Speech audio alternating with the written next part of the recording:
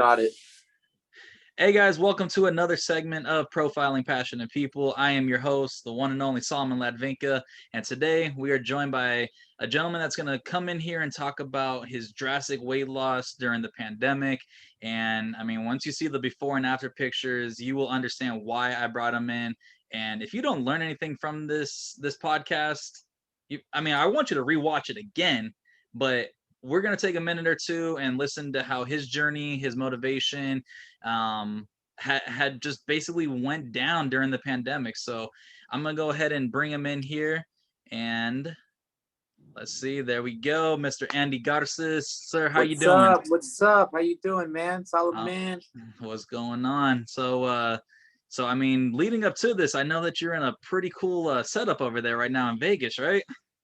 Yeah, I'm in Vegas trying to enjoy a little vacation. That's the main thing I like to stress too is you work very hard, but you also have to plan your breaks. Don't take spontaneous breaks. That can really screw up your goals. But if you plan your little cheats and breaks, it'll keep you on track to I don't know. We'll talk more about treating yourself later. But yeah, I'm here in Vegas treating myself for a week and I'm still watching what I eat. We'll talk about that in a second. Like I got Panda Express right now, right?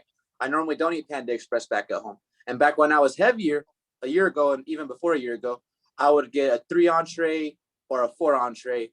And that still really wouldn't fill me up. But right now, I went to Panda because I'm drinking. And you're supposed to not really drink on an empty stomach. That's bad. I've experienced some bad stuff. So I went and I just got a 2-item entree, and I'm not even full. I still have more than half of it, and I try to eat it. So it's like, even if I'm eating junk, you got to make decisions. Like, okay, don't get the 4 entree. You know what I'm saying? You got to do small steps too, even when you are cheating. That way you don't mess yourself up so terribly to where you can't come back. Yeah. Yeah, so I mean, we'll touch in on everything, but I don't want to tease it too much, but so when you officially started this weight loss, when in the pandemic did you officially go all in on it as well? What was your weight when you started, if you don't mind me asking? Yes, I started at 259, very close to 260. I like to average it and say 260, but the exact number on the scale was 259.8 or 7 or something like that, a little digit. And I didn't even know my weight. I didn't know my weight. I just knew I was heavy, and I wasn't thinking about changing really. The first 2 weeks of quarantine, nobody knew what was going on. I didn't know. We thought maybe it was a 2-week vacation, like I said, whatever. It wasn't that, obviously, but we thought that. Yeah. So the first 2 weeks, we got alcohol. We were ordering DoorDash and Grubhub, and it wasn't good food. It was tacos, French fries, and all the good stuff that tastes good. But the first 2 weeks were awful, and I think I gained up to 15 pounds in the first 2 weeks. Wow, on top of the almost 260? Yeah. So mixing just the alcohol, mixing the fatty fast foods, and I'm sure watching Joe Exotic, it just all led to staying at home for 2 weeks. Yeah. Staying at home for 2 weeks and watching Tiger King and binge watching whatever you can. So you hit a total of probably around 270, 275 then? Yeah, and Chanel, my fiance, my beautiful fiance, she was the one who actually initiated it. It wasn't about me; it was about both of us because we've done. So I'll get into that too. We've lost weight before. So myself, I get very depressed when I get fat because it's pure laziness on my part. The knowledge is there. I was kind of an athlete in college. I didn't play for any teams, but I trained like an athlete. I did Insanity, I did P90X, I did a bunch of stuff, and I was eating really well. And I think I was my lowest weight. I'm not proud of that. I think I should have been a little heavier, but my lowest weight was like 155. I don't ever want to get down to that again. I think a nice 170 even. I'm at 174 right now, but a nice 170 even. 169 sounds good, but 155 is too bony. But anyways, I was always in shape. So I know the methods to eating, the nutrition. I just got certified, so I'm a nutrition coach now. I'm certified with that, thank God. But I know the nutrition. I've always known that. The workouts, I have all the knowledge. It's just laziness. So if you see me fat, that means I've given up on my craft, on my passion, and I'm depressed and I'm just a bigger guy. So Chanel knows that, and there's been times where she's like, baby, let's lose weight. This is in the past years. And in the past years, I lost 70 pounds one time with her. Wow. That weight came back within a year or two because, I wasn't disciplined. I fell off the train. And I'm not blaming her. We both fall off the train. So This time, I was becoming codependent on her and working out with her and this and that back then.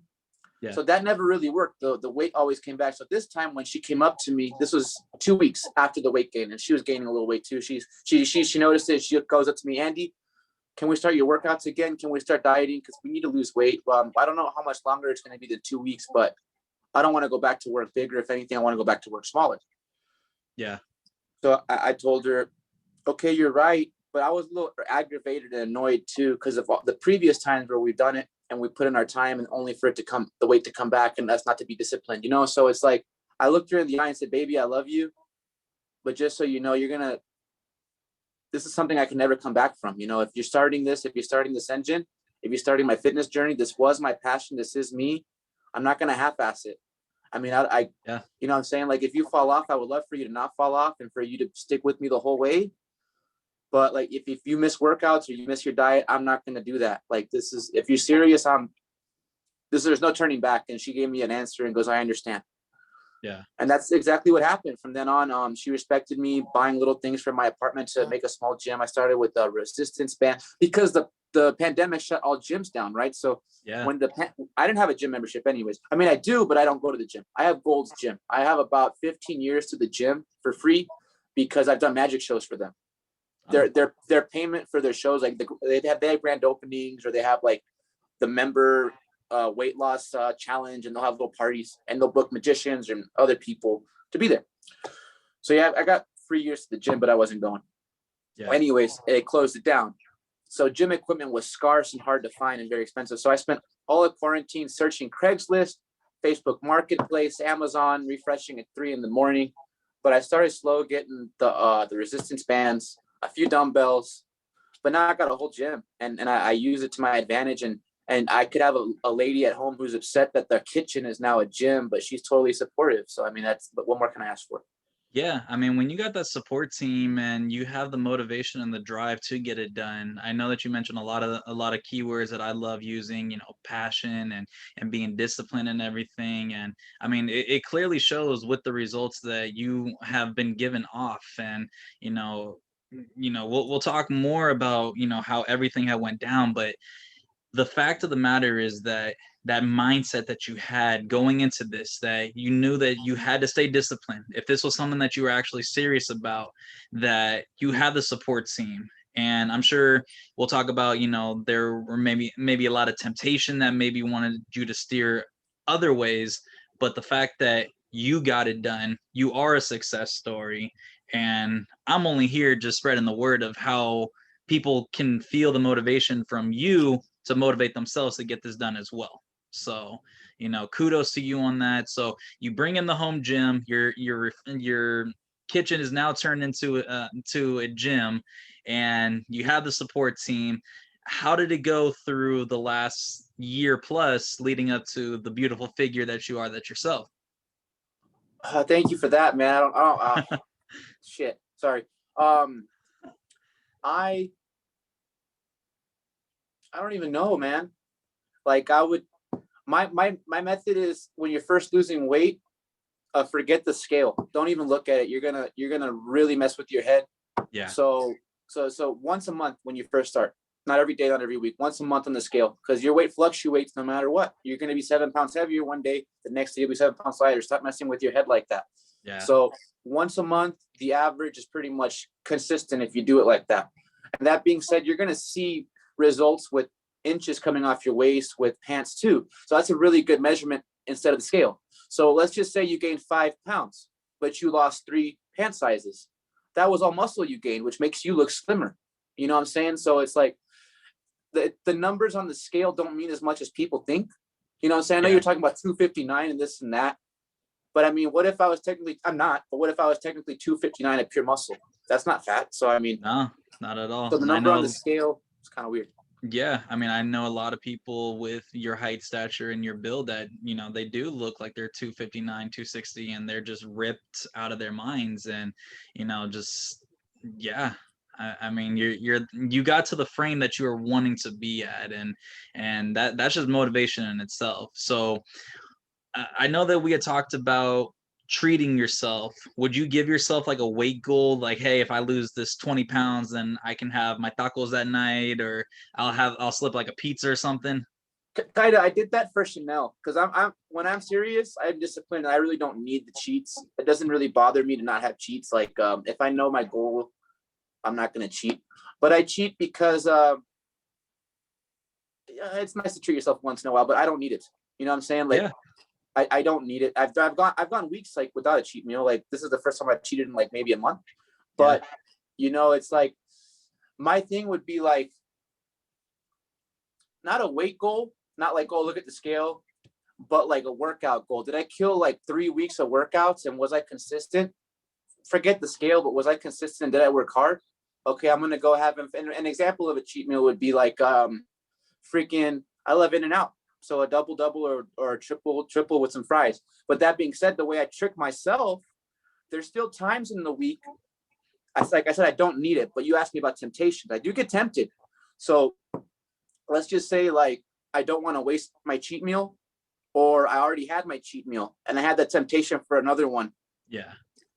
I give myself an allowance of 2 to 3 trips to In-N-Out to get lettuce wraps. But hold on, lettuce wraps with no dressings. If you want to put dressings, you can put ketchup and mustard. That's fine, but get rid of the secret sauce. And if you need it, get it on the side, like a little packet, and then apply it lightly yourself. But don't let them drench that stuff. That's bad for you. Smother it, yeah. Yeah, and I don't do fries either, as good as they are. So like that's my semi treat. If I'm tempted for a treat, I pull into the In-N-Out, get a 4x4 lettuce wrapped, no sauce. That fills me up. That fills my cravings, and I'm good. Yeah. I mean, I'm not taking any shine away from you, but I mean, I'm trying to do the same thing. I felt very motivated by your story and everything. But the other day, I go to my family friend's house and they all want In-N-Out and they're respecting my diet. And it's just one of those things where it's like, I just really want this In-N-Out so badly right now. It got to the point where I didn't order anything from In-N-Out, but I grabbed the bag and I put my face into the bag and I was full. So, that helped me out. That lured away from my temptation. But there was another day just recently where I was like, you know what?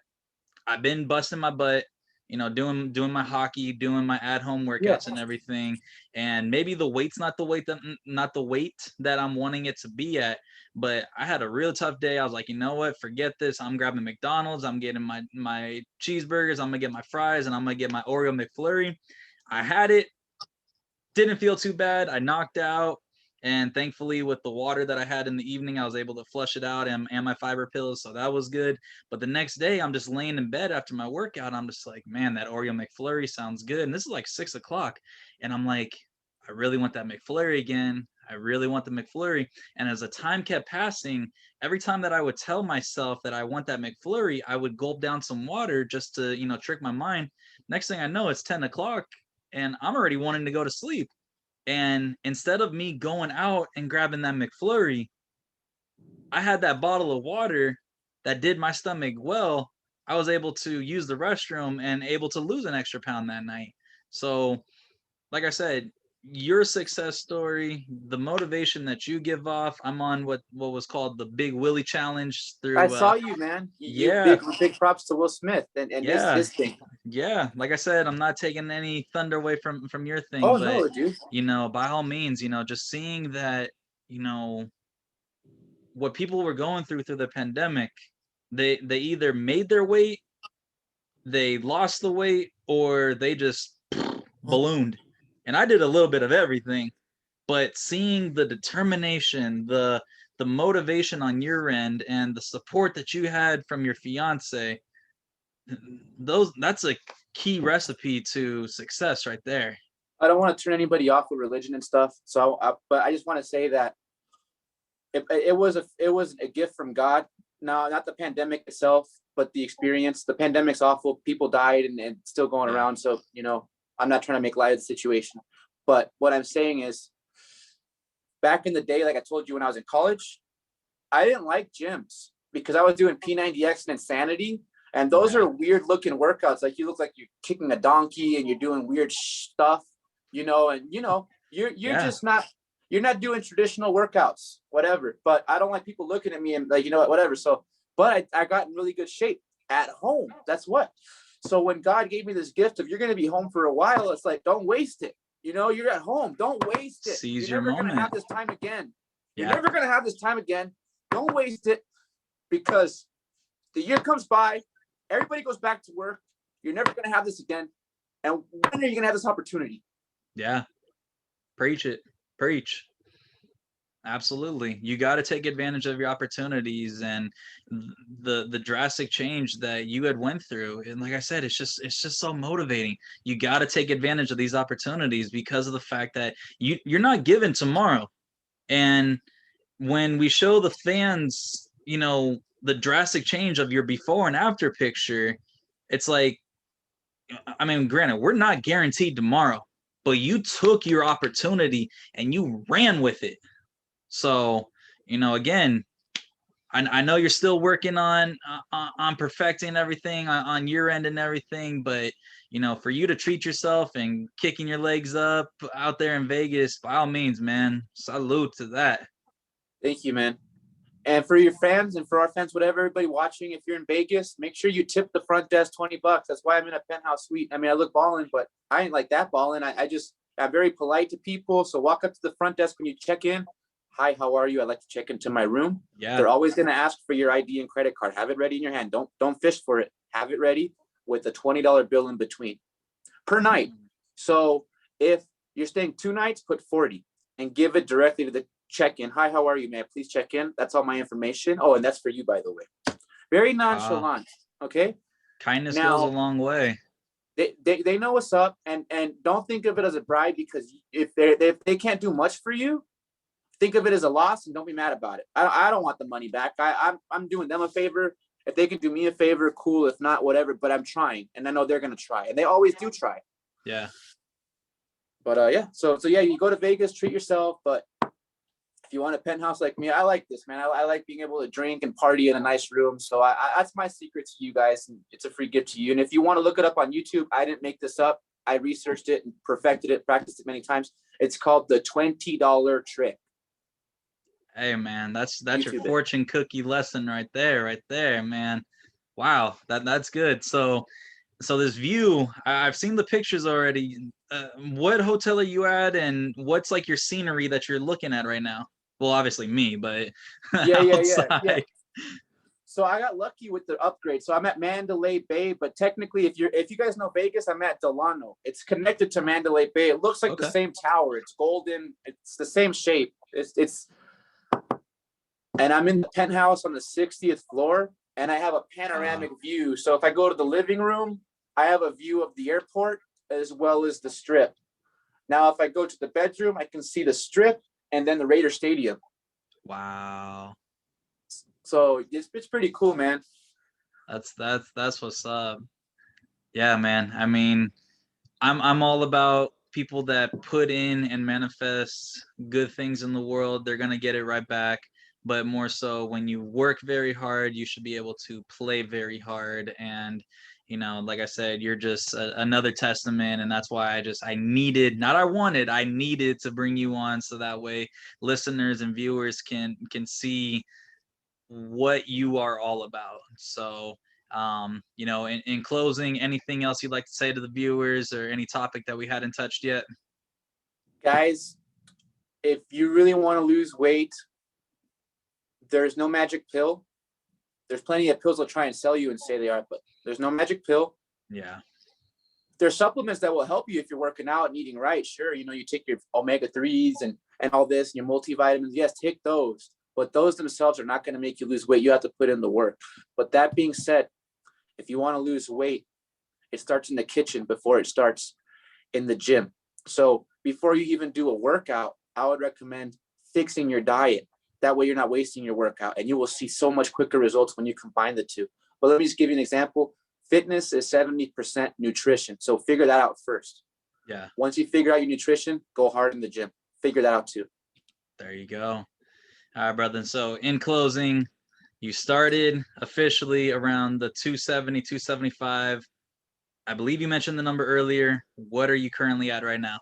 I'm at 174, but like I said, weight fluctuates. So I'll be 174, and then tomorrow I'll weigh myself and be 180, 181. But that doesn't, again, doesn't get to my mental or whatever. Yeah. I mean, you got that panda right behind you. So, all right, Mr. Garces, I really appreciate you stopping by. Again, guys, go ahead and, I mean, this is one of 3 interviews that he is more than gracious to stop by and to be talking about. Check out also our podcast with him as the magician, as the magic thug, as well. He talks about his Dolphins as we lead up into the 2021-22 season. Andy Garces, really appreciate you, brother. Until Thanks for then, having me on, man. Of course.